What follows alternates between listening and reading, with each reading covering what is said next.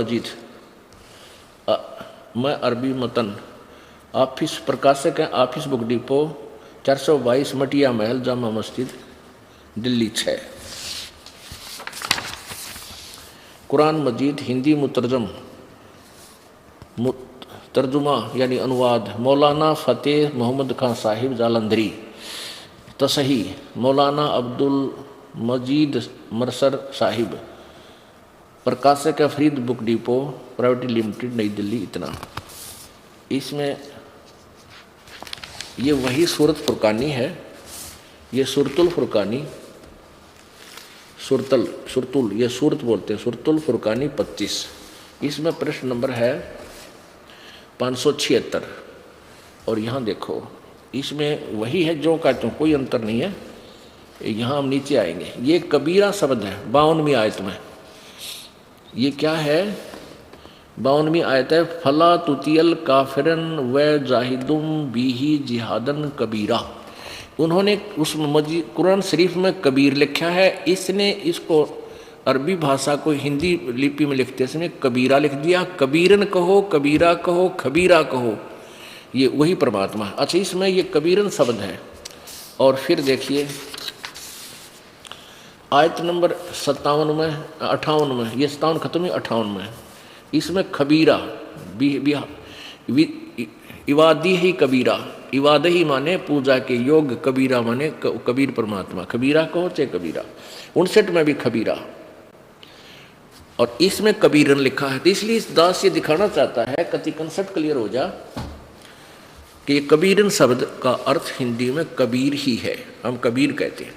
अब ये क्या लिखा है ये हम फिर आपको कुरान शरीफ से रूबरू कराते हैं।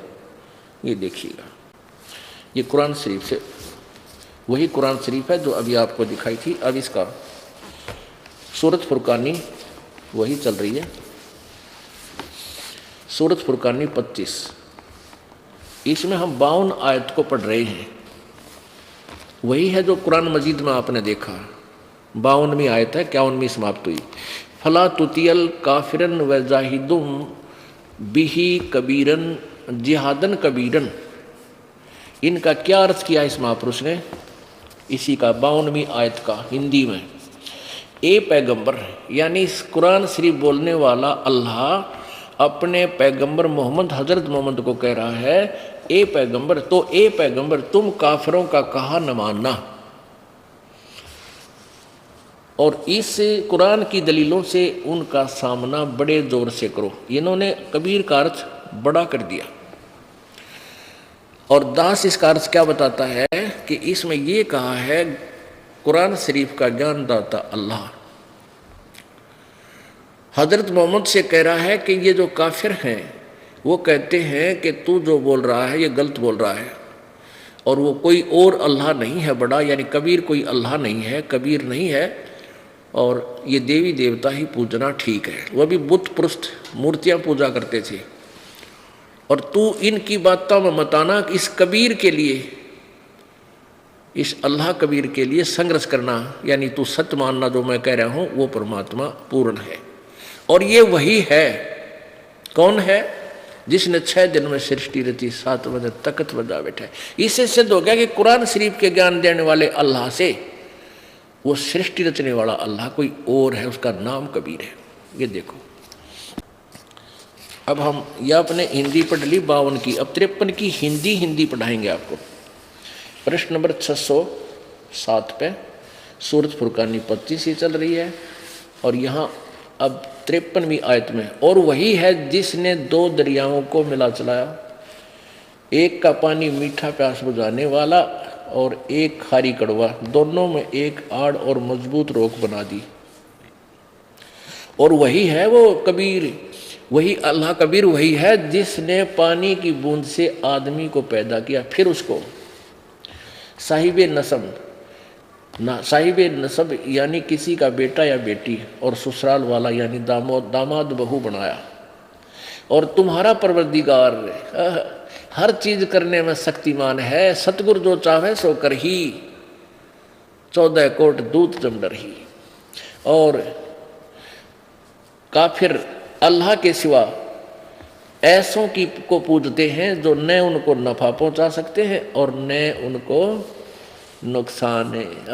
अन्य देवताओं की पूजा करते हैं, वो कुछ नहीं कर सकते। और काफिर तो अपने परवरदिगार से पीठ दिए हुए हैं, मुंह मोड़े हैं।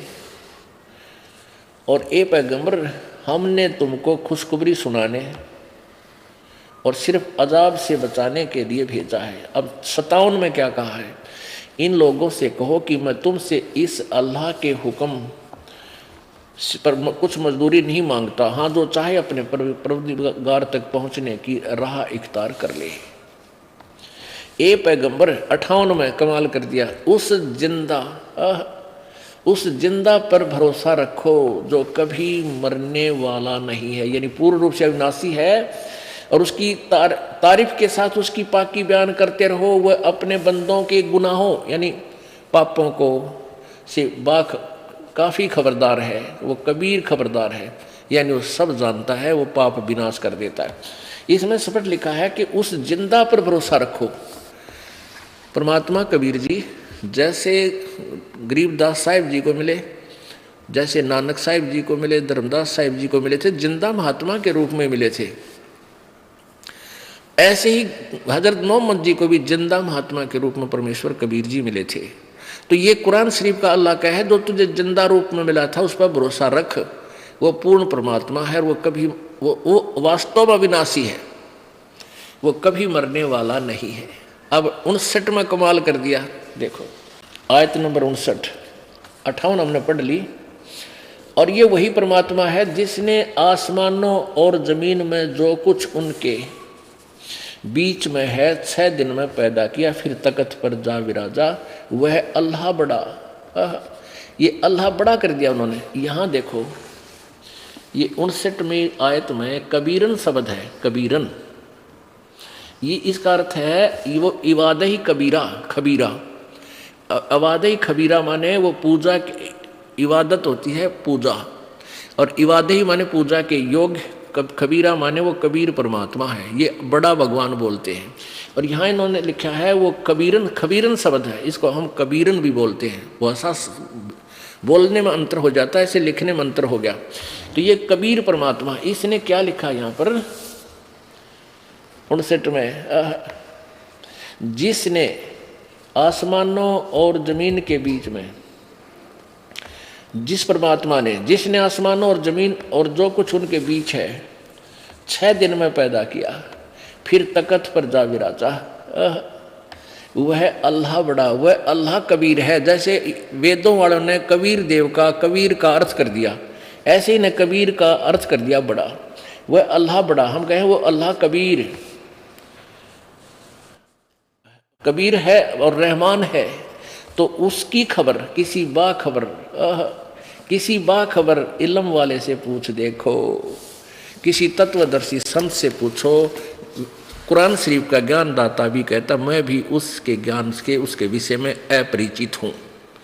तो इससे सिद्ध हो गया कि एक तो ये सिद्ध हुआ कि वो परमात्मा कबीर है, और उसके विषय में पूरे मुसलमान धर्म को कोई ज्ञान नहीं, क्योंकि वो ज्ञान दाता भी कह रहा है कि उसकी खबर किसी बाखबर से पूछो। तो वो ज्ञान कुरान शरीफ के ज्ञान से भिन्न है, वो इस दास के पास है जो परमात्मा ने स्वयं आकर दिया हुआ, कबीर जी। अब देखो मुसलमान भाई कहते हैं कि परमात्मा तो निराकार है, वो दिखाई थोड़ा ही देता है, साकार कभी नहीं होता। और ईसाई भाइयों से पूछकर देख लो,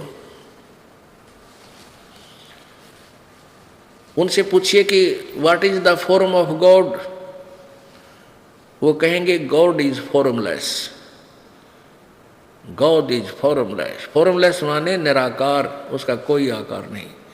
और वो पवित्र बाइबल को सिरोधार्य मानते हैं कि जो पवित्र बाइबल में लिखा वो फाइनल है, और ऐसे कुरान शरीफ में जो लिखा वो फाइनल मानते हैं मुसलमान धर्म के लोग, बिल्कुल सही है।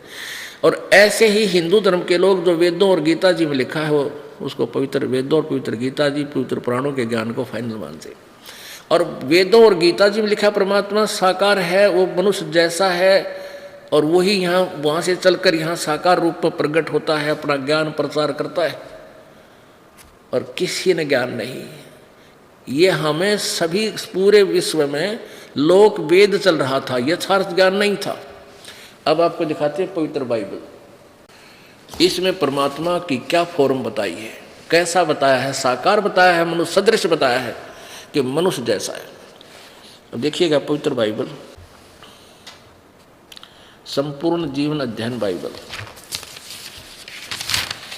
संपूर्ण जीवन अध्ययन बाइबल,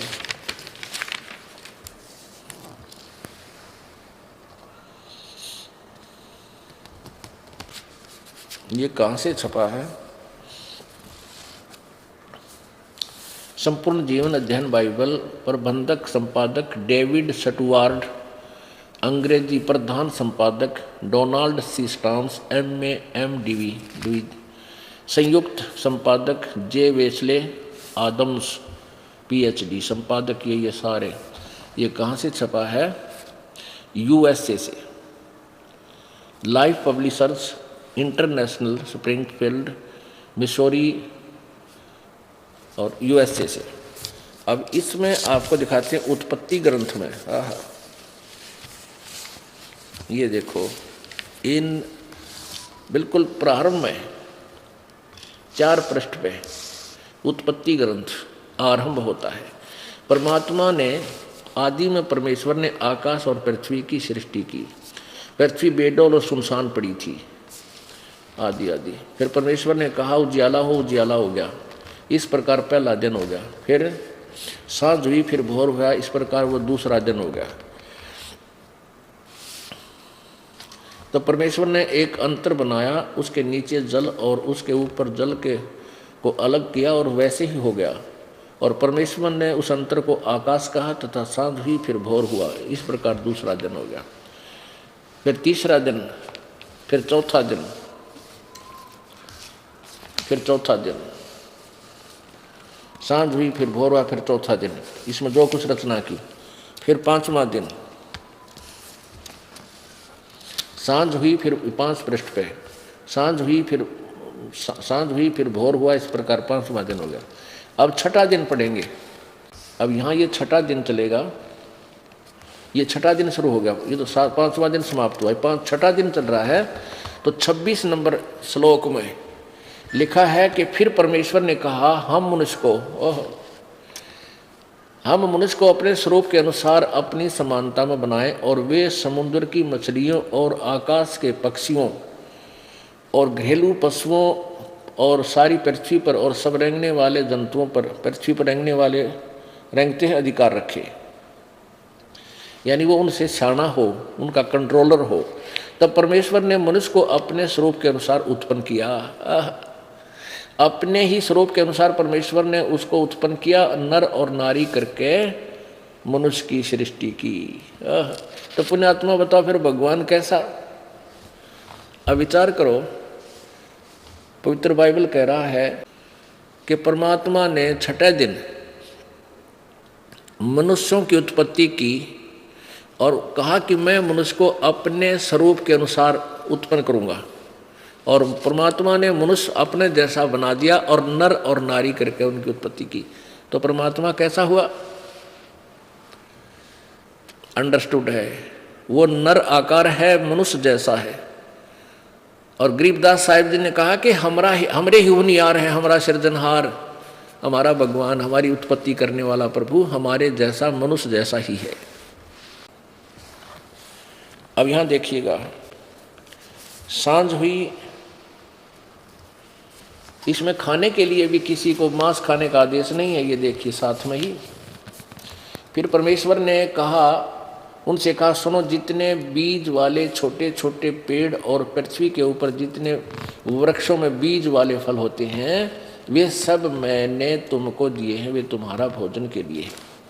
परमात्मा पूर्ण ब्रह्म का आदेश कहीं नहीं है जो मांस खाने का हो। ओए होए, केवल लिखा है कि फिर परमेश्वर ने कहा मनुष्यों को कि सुनो, जितने बीज वाले छोटे छोटे पेड़ और सारी पृथ्वी के ऊपर जितने वृक्षों में बीज वाले फल होते हैं वे सब मैंने तुमको दिए हैं, वे तुम्हारा भोजन, तुम्हारे भोजन के लिए, नथिंग एल्स। इसके अतिरिक्त कुछ भी नहीं, केवल जैसे छोटे छोटे पौधे बीज वाले, जैसे बाजरा, ज्वार, गेहूँ, ये इस तरह के, और फल वो वृक्ष, वो फल जिनमें बीज हैं, प्रत्येक फल में बीज होता है। तो ये तुम्हारे खाने के लिए है, भगवान का आदेश मांस खाने का नहीं है, क्योंकि वो परमात्मा तो 6 दिन में सृष्टि रच के अपने चला गया वहाँ पर, और ये सृष्टि इस काल को दे दी क्योंकि इसने तप करके प्राप्त की थी।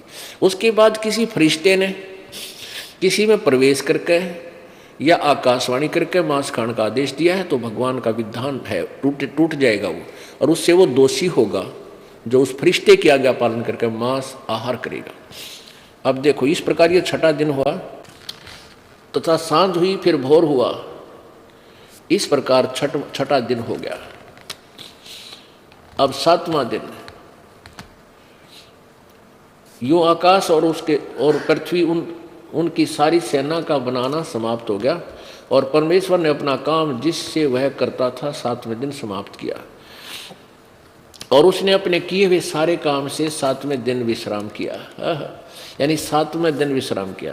परमेश्वर ने 7वें दिन को आशीष दी, पवित्र ठहराया, क्योंकि उसने उस सृष्टि की रचना के अपने कार्य सारे काम से विश्राम किया।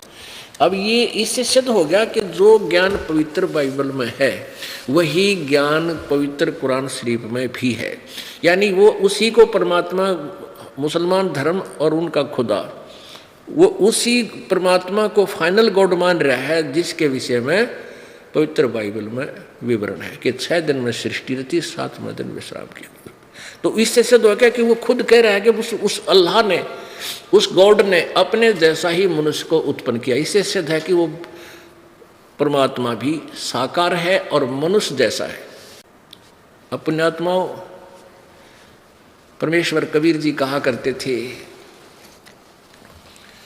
भाई मोती मुक्ता दर्शत नाही, ये जग है सब अंदरे, दिखत के तो नैन चश्म, इनका फेरा मोतिया बंदरे। जैसे किसी को मोतियाबिंद हो जाता, आंखों में एक रोग है, वो आंखें उसकी बड़ी स्वस्थ दिखाई देती हैं, स्वस्थ, और उसको दिखता कती नहीं, नपट अंधा होता है। ऐसे ही ये विद्वान पुरुष जो वेदों को पढ़ते थे, गीता जी को पढ़ते थे, पुराणों को पढ़ते थे, वो हमने तो ऐसे लगे थे बड़े विद्वान पढ़े हैं, और संस्कृत में बोलते बोलते थकते नहीं थे। तो हम ये सोचा करते इन्होंने सारे सदग्रंथों को ठीक समझकर हमें बताया है। अब ऐसे ही कुरान शरीफ के पढ़ने वाले, उनको भी पूर्ण ज्ञान नहीं, इसमें लिखा क्या है, क्योंकि पूर्ण परमात्मा से मोक्ष होगा, और वो परमात्मा और है जिसने 6 दिन में सृष्टि थी, 7वें तक पूजा बैठा, उसके विषय में स्पष्ट लिखा है कि वो तो कोई और है, किसी बाखबर से पूछ देखो। तो मुसलमान धर्म ने भी ट्राई नहीं करी कि किसी और से पूछें, और स्वयं ही लोकवेद बना लिया, पर अल्लाह निराकार है। अल्लाह तो साकार कह रही है कुरान शरीफ, और मनुष्य जैसा है, पवित्र बाइबल ने बताया, उसी का समर्थन कुरान शरीफ में है। ऐसे ही कुरान शरीफ, पवित्र बाइबल के पढ़ने वाले, पूरा ईसाई धर्म, इनके गुरु लोग जो इसको पढ़कर सुनाते थे, उनके विषय में बताया है परमात्मा ने सभी के विषय में, मोती मुक्ता दर्शत नाही, ये जग है सब अंदरे, दिखत के तो नैन चश्म, इनका फेरा मोतिया बंदरे। ये हमने तो बड़े विद्वान दिखे थे, पर थे ये ज्ञानहीन, ज्ञान नेत्रहीन। इनकी आंखों में, ज्ञान वाली आंखों में मोतिया बंद था। ये हमें नजर ऐसे आते जैसे बड़ी साफ नजर है, दिखता होगा इसको आंखें साफ है, यानी ये विद्वान है। कोई अरबी भाषा का विद्वान था, कोई अंग्रेजी में बोला था, कोई संस्कृत के विद्वान थे, और हम सोचे थे सदग्रंथों को इन्होंने जाना है, पर उन्होंने संस्कृत को नहीं, सदग्रंथों को बिल्कुल नहीं जाना था। ये तो परमात्मा आते हैं, प्रत्येक युग में अपनी महिमा आप बताते हैं, और वही जगत गुरु होते हैं, वही सतगुरु होते हैं, और वही एक दास की भूमिका बनकर, एक परम संत की भूमिका करके अपनी प्यारी आत्माओं को यथार्थ ज्ञान से परिचित कराते हैं।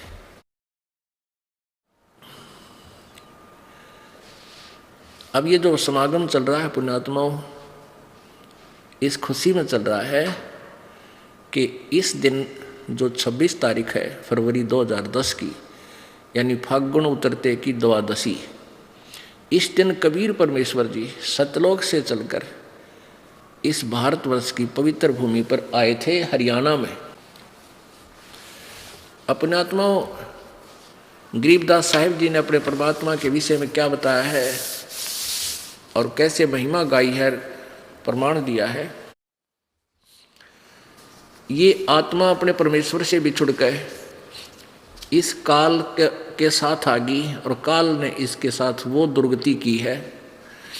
यदि हम अब थोड़े से दिनों में जब ज्ञान हमें हो जाएगा, आप जी को, आपका कलेजा थर थर कांपा करेगा। हम कहाँ फंस गए और कहाँ के रहने वाले थे, यहाँ एक एक पैसे के भिखारी बने फिर रहे हैं और वहाँ हमारे कोई अभाव नहीं था किसी चीज़ का। अब क्यों ना हम वहीं चले। मृत्यु तो हमारी होगी, ये तो फाइनल है। तो मृत्यु होगी तो फिर हम पूरा, फिर जन्म भी होगा। किनका होगा? जिनका हृदय यहीं के सुखों में, इन दुखों को सुख मानकर यहीं संपत्ति में, संतान में यहीं उलझा रह जाएगा। और इस ज्ञान से आपका हृदय यहाँ से हटाना है, सतलोक में जोड़ना है। जब आपकी आस्था 100% भगवान में हो जाएगी कि हमने यहाँ रहना नहीं, परमात्मा दोबारा जन्म ना दिए मेरे दाता, दोबारा जन्म होगा तो फिर ये दुर्गति फिर शुरू हो जाएगी आपकी जो अब हुई, तो फिर हम सतलोक पहुंच जाएंगे। लेकिन ये मन जो है ये सच्चाई की तरफ नहीं चलता, उल्टी साधना इसको बता दे करने को तैयार हो जाएगा। कत्ती बिल्कुल भी नागा नहीं करे, रोजाना बख्ते उठेगा, नहावे धोएगा और बैठ जाएगा न्यू करके, क्योंकि वो डले डोले, उसको पता है कि इसका कुछ मिलना है नहीं। पहाड़ों पे भेज देगा, ऊंचे पहाड़ों पर चढ़ जाएगा केदारनाथ में, इधर तक 2000 फुट गहरी खाई और 1.5 फुट का रास्ता, न्यू धीरे धीरे न्यू कर उसको ऊपर चढ़ जाएगा। अरे इसने न्यू कह दे तो भक्ति करियो, मंत्र जब न्यू फिर देखूंगा, वो डट जा, फिर देखेंगे। तो इस प्रकार ये काल, ये मन जो है वास्तविकता को कम और नकल को शीघ्र ग्रहण करता है। अब परमात्मा कहते हैं कि आत्मा रोती हुई अपने भगवान से क्या प्रार्थना करती है। मत दे दी है बालम याणे नू, मैं तो दे दी है बालम याणे नू, मैं तो दे दी है बालम याणे नू, मैं तो दे दी है बालम याणे नू। आत्मा कहती है कि हे परमात्मा, मैं तो इस मन के साथ बांध दी और ये उल्टी बात ने शीघ्र ग्रहण करा है और सच्चाई की तरफ सरकता नहीं। मैं तो दे दी है बालम याणे नू, मैं तो दे दी है बालम याणे नू। याना मीन नादान, जिसने अकल ना हो। मैं तो दे दी है बालम याणे नू, मैं तो दे दी है बालम याणे नू, मैं तो दे दी है बालम याणे नू, मैं तो दे दी है बालम। गीता और भागवत पढ़े नहीं बूझे शब्द ठिकाने नू, गीता और भागवत पढ़ते हैं नहीं बूझे शब्द ठिकाने नू। मन मथुरा दिल द्वारका नगरी कहा करे बरसाने नू। मैं तो दे दी है बालम याणे नू, मैं तो दे दी है बालम याणे नू, मैं तो दे दी है बालम याणे। जब फुरमान धनी का आवे को रखे घर जाने नू, जब फुरमान धनी का आवे को रखे घर जाने नू। जा सतगुरु की मैं बलिहारी जो मेटे जम तल बाणे नू। मैं तो दे दी है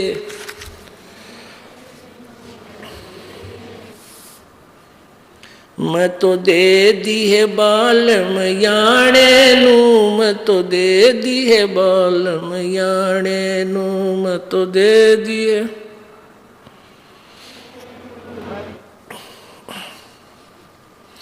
उत्तर दक्षिण पूर्व पश्चिम ये फिरदा दाने दाने नू। उत्तर दक्षिण पूर्व पश्चिम ये फिरदा दाने दाने नू। सर्व कला सतगुरु साहेब की, हरि आए हरियाणे नू मैं तो दे दी है बालम, याणे नू मैं तो दे दी है बालम, याणे नू मैं तो दे दी।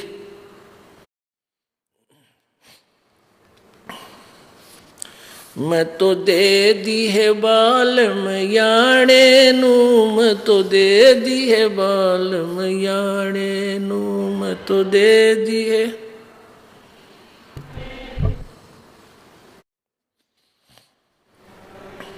उत्तर दक्षिण पूरब पश्चिम ये फिरदा दाने दाने नू, उत्तर दक्षिण पूरब पश्चिम ये फिरदा दाने दाने नू, सर्व कला सतगुरु साहेब की, हरि आए हरियाणे नू मैं तो दे दी है बालम, याणे नू मैं तो दे दी है बालम, याणे नू मैं तो दे दी।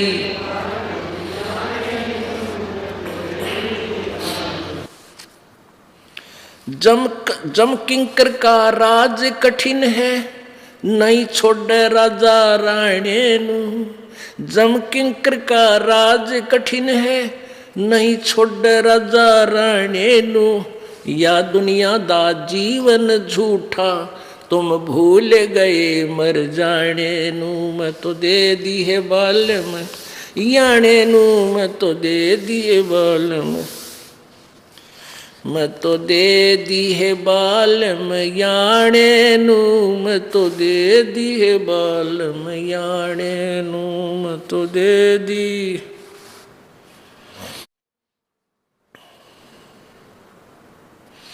ज्ञान दराछ ध्यान दी तुरिया, कोई जाने पान रिसाणे नू, ज्ञान दराछ ध्यान दी तुरिया, कोई जाने पान रिसाणे नू, महल कपाट सतगुरु खोले, अमी महार सिखाणे नू, मैं तो दे दी है बालम, याणे नू मैं तो दे दी है बालम, याणे नू मैं तो दे दी।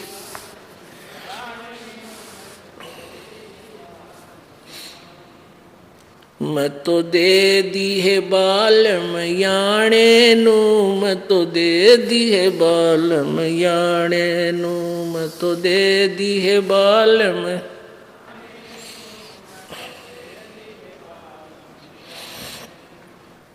महल कपाट सतगुरु ने खोले, अमी महार सिखाणे नू, महल कपाट सतगुरु ने खोले, अमी महार सिखाणे नू, गरीब दास सुन भंवर उड़ावे, गगन मंडल रम जाने नू, मैं तो दे दी है बालम याणे नू, मैं तो दे दी है, मैं तो दे दी है बालम याणे नू, मैं तो।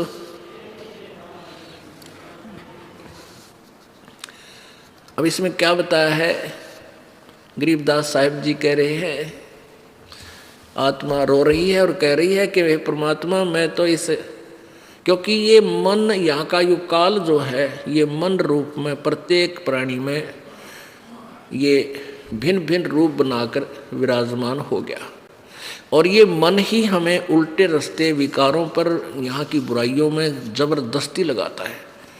और सत भक्ति की तरफ जब कोई कहता है तो कदम नहीं रखता, अड़ियल घोड़े की तरह खड़ा हो जाता है, चारों पैर गाड़ गए, और ना जाने कितने प्रश्न उठाते मन में, यूं कैसे होगा, यूं कैसे। और जब जंडी पूजन जाया करते, जब कद्य ऑब्जेक्शन ना हुआ है, व्रत रखा करते, किस्से का रखवा ले, जब कद्य ऑब्जेक्शन नहीं कराया, तो यहाँ परमात्मा कह रहे हैं कि आत्मा बोल रही है कि मैं तो दे दी है बाल्यम याणे नू, ये मन हमारा मालिक बन बैठा, पति बन गया, और आत्मा कहती है हम तो इसका बांध दी, परमात्मा बंध गए।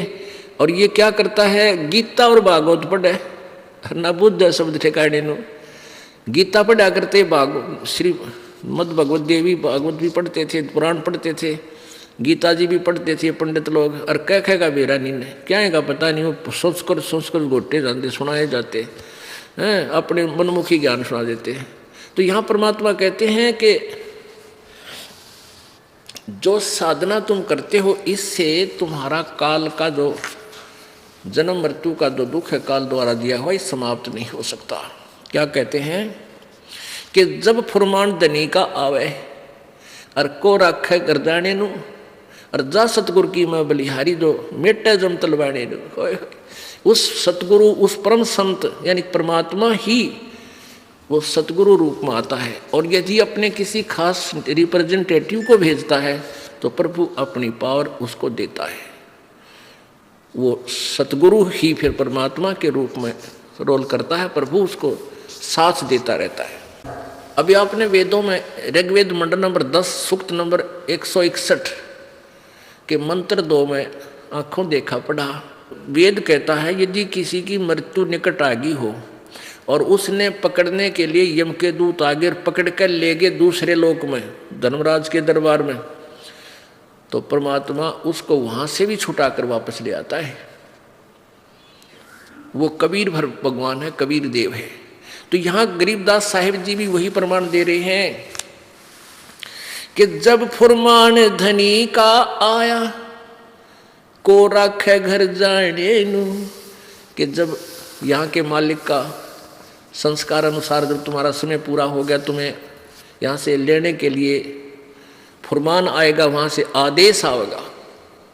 और फिर उसके साथ साथ क्या कह रहे हैं, जा सतगुरु की मैं बलिहारी जो मेटे जम तलबाड़े नु।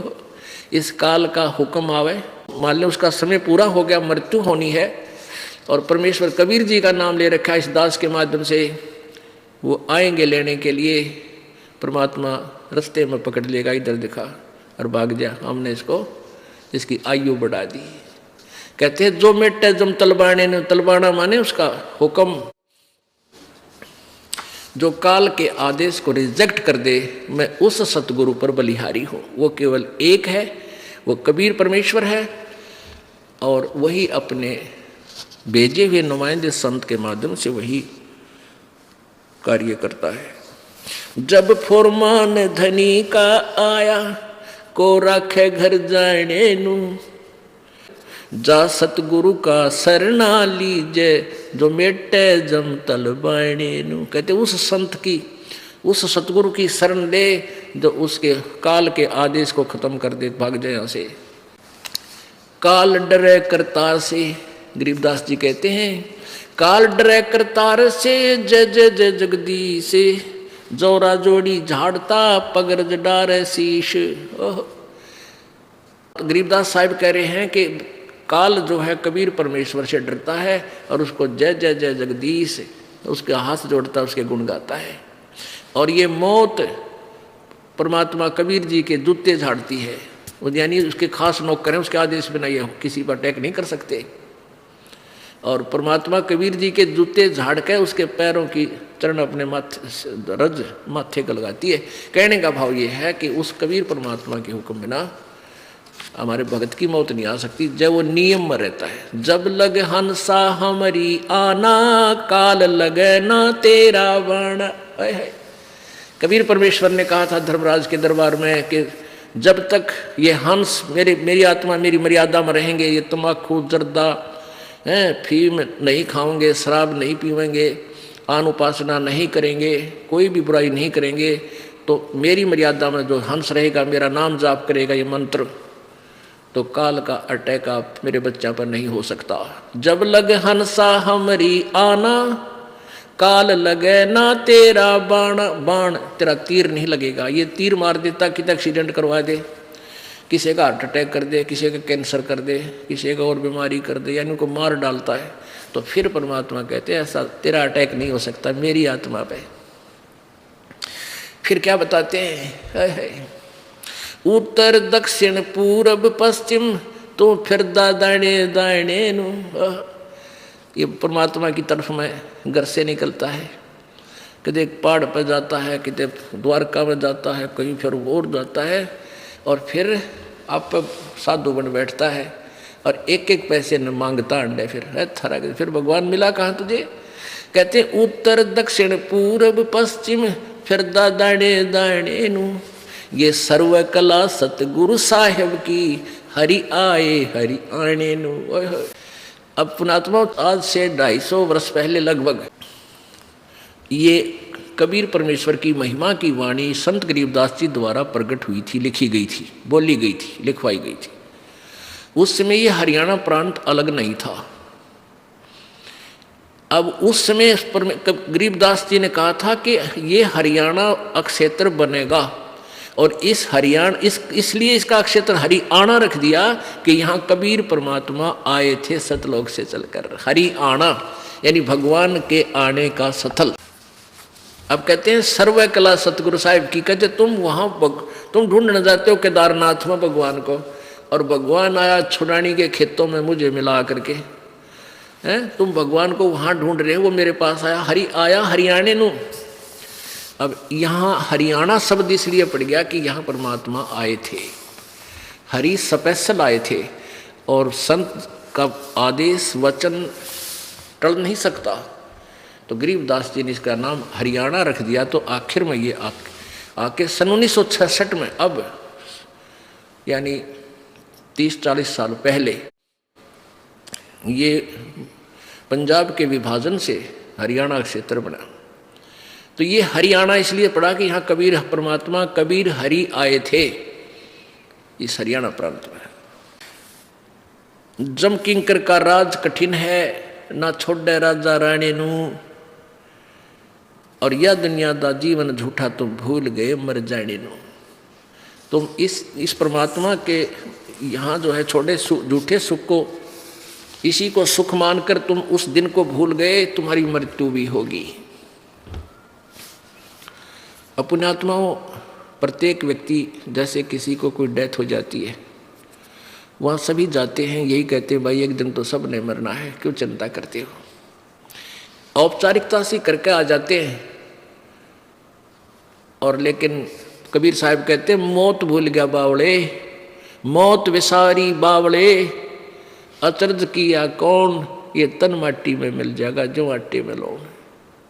ये कितना सुंदर शरीर जिसके ऊपर तो फूला फिरे, नरे कुक्रम करन लाग रहा, शराब पीवे, जर्दा खावे, मांस खावे, तम्बाकू फीम प्रयोग करे। इसमें ये कुबाड़ नहीं डालना था, इसमें तो काजू किस्मत सेब संतरे और देसी घी का हलवा खीर लड्डू जलेबी ये खा। इसमें गोबर भरन लाग रहा, मांस वगैरह तम्बाकू अड़ंगा खावे। बताइए, यो भगवान का घर है, इसके अंदर सब देवताओं का वास है, परमात्मा का भी इसमें वास है। और भगवान के घर में कूड़ा करकट गिर का और उससे मांगे फिर तू दुआएं कैसे देगा तुझे निकम्मे। तो परमात्मा कहते हैं मौत भूल गया बावड़े, इतना चाला कर दिया कौन है। सबसे बड़ा अचरज हम कर रहे हैं, हम अपने वो जाने का दिन भूल चुके हैं, इसलिए हम बुराइयां भी करते हैं। तो मस्बी तार जा कर रखे के कुक्रम कर जा, पैसे के लिए दूसरे की जान ले लेते हैं, क्योंकि हमने अपना मरना निश्चित को नहीं याद। वैसे तो सब कह देते हैं भाई मरना तो है, सब ने जाना है जाना है, ये तो ऊपर ले बनता है। जब पता लगेगा ना मृत्यु कैसे आने वाली है, निकट आएगी, जो बेरा पटे उससे पूछना, उस भगत से। कलेजा न्यू करे सारा दिन उसका, मर गया है मर गया, हाँ अब क्या होगा। एक समय एक भगत था गुरु जी का, और वो जाता था उस संत के पास। वो संत बहुत अच्छे सिद्धि वाले माने जाते थे कि वो जो बात कहते हैं सच्ची होती है। वो सेठ था पैसे वाला, 5-4 किलो 2-3 किलो सेब ले जा, कभी दूध का 2-3 किलो दूध का लोटे भर ले जा। और संत जी वहाँ एक रख दें उसको टोकरे में, दूध को डाल दे एक पतीले में, और पतले दुबले से थे। और सेठ जी जिस दिन भी फल आहार ले जाता या जो भी सामान ले जाता, जाते कहता महाराज जी आप खाया करो, आप कुछ खाते नहीं क्या, फल फल खाओ दूध पी लो। महाराज जी बोले भाई भूख कम लग गया है मेरे को, क्या आप कोई बीमार हो ना? बीमार तक हो नहीं भाई। फिर क्या बात, आपने कोई चिंता है? कहाँ भाई चिंता है मेरे को। क्या चिंता है महाराज जी? कि भाई मैंने अपनी मौत दिखाई दे है, मैं मरूंगा इसलिए डर लगे। अरे इस याद में मुझे वो मृत्यु का दिन दिखाई दे, इसलिए मेरे को खाया नहीं जाता। यह दीक्षा खाना पाना बकवाद करना ये मेरा दिल ना मानता। अब उसने सोची भगत ने कि गुरुजी की तो निकटतम ही समय में शरीर छोड़ने वाले हैं। कहने लगे महाराज जी कब है, कब शरीर छोड़ोगे, कितना समय है? कहने लगा भाई 40 साल बाकी रह रहे, 40 वर्ष। अब सेठ बोला ले महाराज जी कोई बात हुई, सब ने मरना ही होता है। अब फकीर फक्कड़ होकर के तुम मृत्यु से डरते हो, कह के भगत हो तुम? एक दिन तो सबने ही मरना है, 40 साल, इतना तो आप 80 साल के हो जाओगे, बेशक मर जाओ फिर तो, मृत्यु से भी क्या डरना महाराज जी, एक दिन सबने ही मरना है। बोला अच्छा भाई ठीक है खाऊंगा। अब दूसरा तीसरा दिन आओ फिर मगज चाटे, तीसरे चौथे दिन आओ फिर ये कहानी कह। संत ने सोचा यो पीछा ना छोड़े। राजा उस संत का शिष्य था, राजा से कहा कि राजा ये एक सेठ आपकी नगरी में, उसको फांसी की सजा सुना दे, फांसी दिए मत पर फांसी की सजा सुना दे और उसको कैद में डाल दे और खाने की कमी मत छोड़ना उसको। राजा ने गुरुजी का आदेश था, जाति आदेश, उसको पकड़ जाए सिपाही और कह दिया भाई तुमने मानस मार दिया और 302 की सजा तेरे पर लगेगी और तेरी फांसी देंगे तुझे।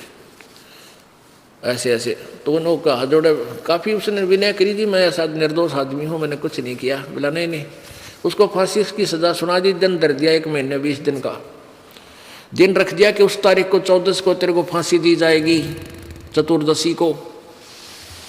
अब सेठ जी एक कोठड़ी बंद कर दिया, सारा खाने के लिए सेब संतरे काजू खास वहाँ रखे और 1 लोटा 3 किलो दूध, 2-3 किलो दूध वहाँ पर डेली बदल दे, डेली पहुँचा दे। अब जब वो 2 दिन रह गए ना फांसी टूटन गए, वो दिन में 2 दिन शेष थे, तो गुरुजी पहुँचे वहाँ जहाँ कैदी बंद कर रखे थे, उसके सामने से गुजर रहे थे। उसने देखा, सेठ जी ने, भगत जी ने देखा कि वो यो तो गुरुजी आ गए। गुरुजी सत साहेब, गुरुजी राम राम। गुरुजी ने देखा, बोलिया वो ये मत कौन सा, वो पछाड़ना चाहो थे कौन सा है। उन्हें देखा करे भगत आप कैसे यहाँ? महाराज जी मैं कति निर्दोष हूँ, आपने पता है मैं किसा कर सकता हूँ ऐसी गलती, मैं झूठे केस में फंसा दिया।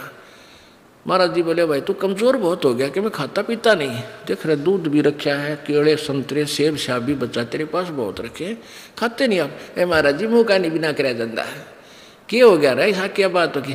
मनता 14 दिखा है या 14 दिखा है कि मैं मरूंगा, अब खाया नहीं जाता। तब महाराज ने कहा बेटा तेने जैसे या 14 दिक्कत थी ना, 14-15 दिन शेष, मन वो 40 वर्ष के बाद जो मेरा दिन है नो दिखाई दे, जैसे तुझे आज दिखाई दे रहा। पैर पकड़ दिए, अपने माफ़ करा दे, मैं आपकी भक्ति करूंगा, दिन रात भजन करूंगा। और राजा बुलाया और कहा राजन छोड़ दे, तो निर्दोष आदमी है, तो बड़ा भगत आदमी है। उन्हें छोड़ दिया।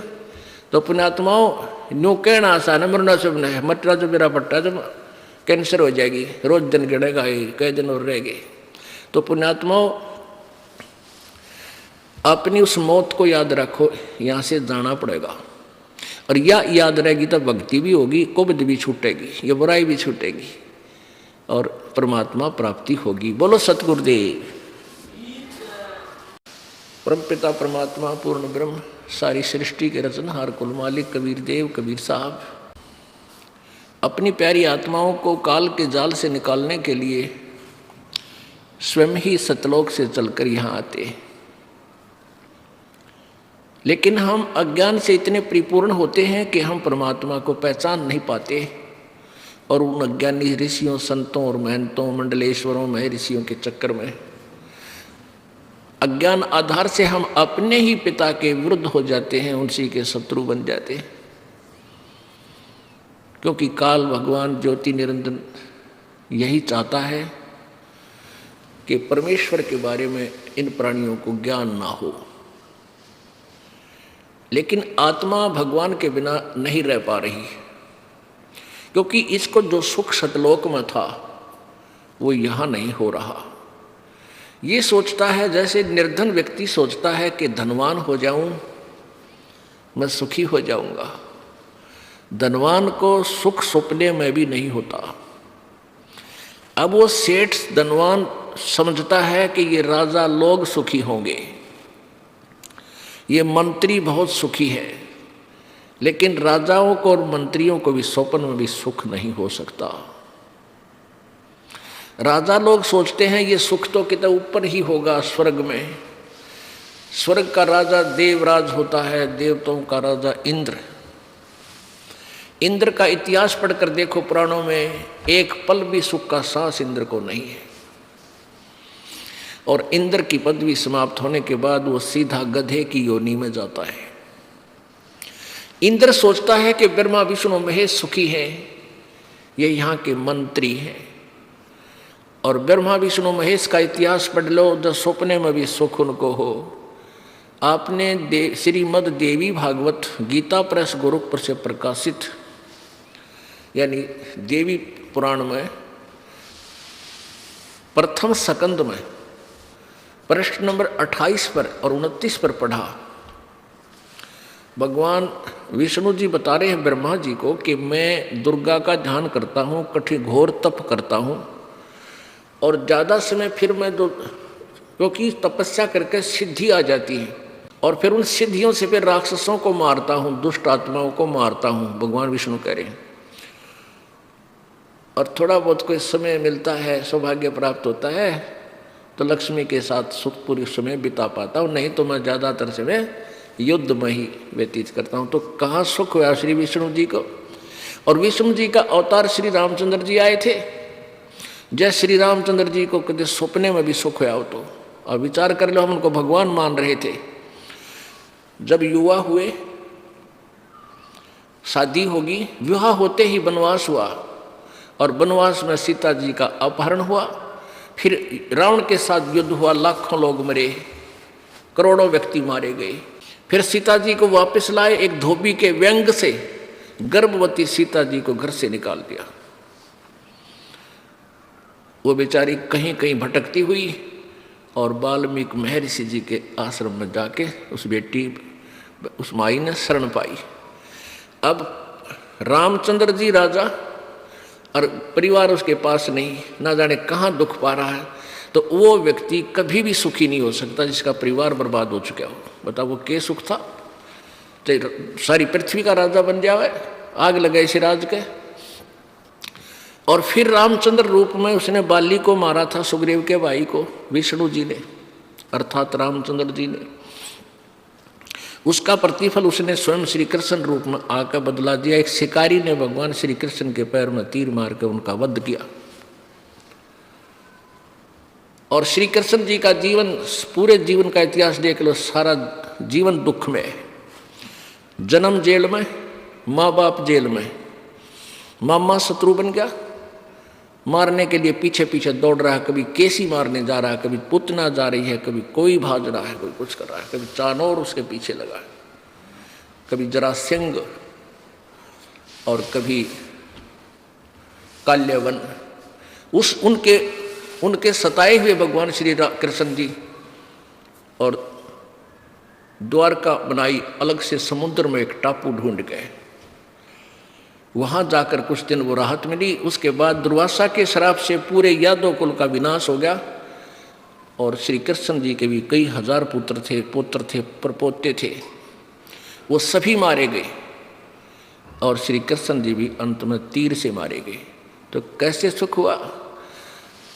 कबीर परमात्मा कहते हैं, भाई तन दर सुखिया कोई न देखा, जो देखा सो दुखिया हो। उदय अस्त की बात करते हैं, मन सबका किया विवेक का हो, सबका किया विवेक का हो। तन दर सुखिया कोई न देखा, जो देखा सो दुखिया हो। उदय अस्त की बात करते हैं, मन सबका किया विवेक का हो, सबका किया विवेक का हो। भाई घाटे बाधे सब जग दुखिया, के गृहस्थी बैरागी हो। घाटे बाधे सब जग दुखिया, के गृहस्थी बैरागी हो। सुख देव ने दुख के डर में, गर्भ में माया त्यागी हो। गर्भ में माया त्यागी हो। तंदर सुखिया कोई न देखा, जो देखा सो दुखिया हो। उदय अस्त की बात करते हैं, मन सबका किया विवेक का हो। सबका किया विवेका हो। भाई जंगम दुखिया जोगी दुखिया, तपस्वी को दुख दूना हो। जंगम दुखिया योगी दुखिया, तपस्वी को दुख दूना हो। आशा तृष्णा सब में व्यापे, कोई महल ना सुना हो। कोई महल ना सुना हो, तंदर सुखिया कोई न देखा। उदय अस्त की बात करते हैं, मन सबका किया विवेका हो। सबका किया विवेका हो। भाई साच कहूं तो ये जग ना माने, पर झूठ कही ना जाई हो। साच कहूं तो ये जग ना माने, पर झूठ कही ना जाई हो। ये ब्रह्मा विष्णु शिव जी दुखिया, जिन ये राह चलाई हो। जिन ये राह चलाई हो, तंदर सुखिया कोई न देखा।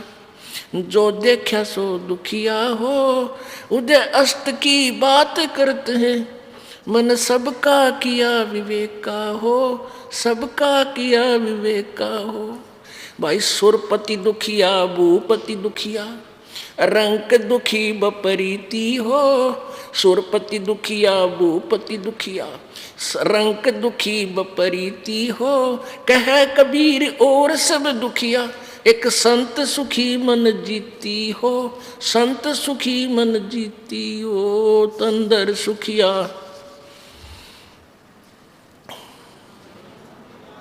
उदय अस्त की बात करते हैं, मन सबका किया विवेका हो। सबका किया विवेका।